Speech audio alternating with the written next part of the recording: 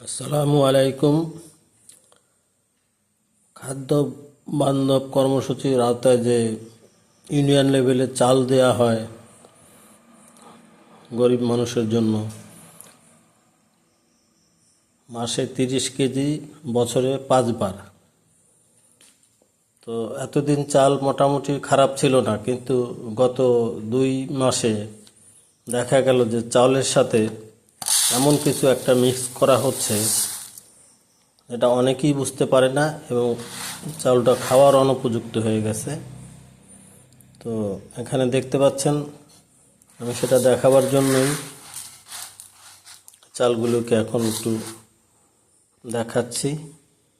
এর ভিতরে ছোট ছোট চাউলের মতোই ছোট ছোট দানা, মনে হয় এটা আটা দিয়ে তৈরি করা। আটার যে আমরা আটা দিয়ে একটা সেমাই পিঠার মতো করে সেরকম, তো সেই জিনিসটা এর সাথে সেরকম একটা কিছু মিশিয়ে দেওয়া হয়েছে। তো দেখুন, এগুলো খাওয়ার অনুপযুক্ত, এর ভিতরে এরকম আছে। এবং এগুলোর থেকে এর আগে এরকম বেছে বেছে এগুলি আমরা বের করেছি। এই দেখুন, এগুলো দেওয়া আছে ভেতরে।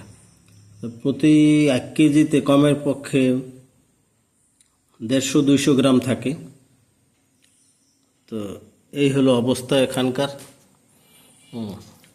এখন এটা জানাতে বাধ্য হচ্ছি এই জন্য, এবং দেখাচ্ছি এই জন্য ভিডিও করে, যে সংশ্লিষ্ট কর্তৃপক্ষ একটু নজর দিক, যে এটা কোথায় এই চালটা মেশানো হচ্ছে এবং কি গোডাউনে, এবং এটা কি কর্তৃপক্ষ জানেন না, বা জানলেও তারা চুপ করে আছেন।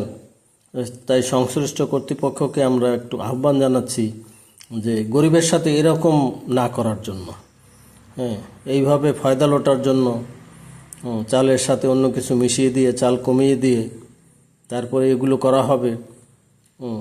আর একটু কম দামে গরিব পাচ্ছে বলে যা খুশি তাই তারা খাবে বা খাওয়ানো হবে, এটা তো হতে পারে না। তো এই জন্য সংশ্লিষ্ট কর্তৃপক্ষকে অনুরোধ জানাচ্ছি, আপনারা জিনিসটা একটু ভালোভাবে দেখবেন, যে এরকম যেন আর না হয়। গরিব তো সবসময় ঠকে, আর কত ঠকবে। হয়তো বা কেউ বলবেন যে না, এটা সরকারের দোষ, সরকারের উপরে দায় চাপালে তো হবে না। সরকার কি জানে? সরকারি কাজকর্মে যারা নিয়োজিত তাদের মধ্যে খোঁজ নিলে এগুলি পাওয়া যাবে, যে কারা এগুলো করছে এবং কারা এর সাথে জড়িত। ধন্যবাদ সবাইকে।